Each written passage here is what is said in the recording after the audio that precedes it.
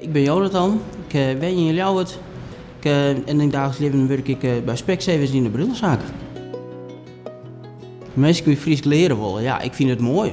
Het is een prachtige taal, van het lezen, van het scrollen, van alles. En het is gewoon jammer dat het een beetje minder wordt. Maar het is nog wel prachtig dat het nou steeds meer oppakt wordt en volle nieuwe mensen het leren willen. Wat de Friese taal voor mij betekent, ja, de manier van leven, gewoon wijzen was best.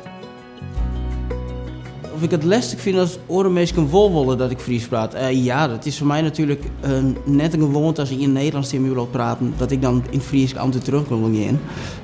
Ik ben misschien wel een stugge Fries, maar in de taal, nee, dan sla ik automatisch om. Maar als ik iemand weet dat diegene gewoon wil dat het is, ja, dan kan ik me erop instellen, dus dan lukt het uiteindelijk wel. Dus dat is geen probleem. Ik ga er volle 100% van. Het is een mooie taal, het lezen, het scrollen. Ja, ik zoek het morgen. Het is prachtig.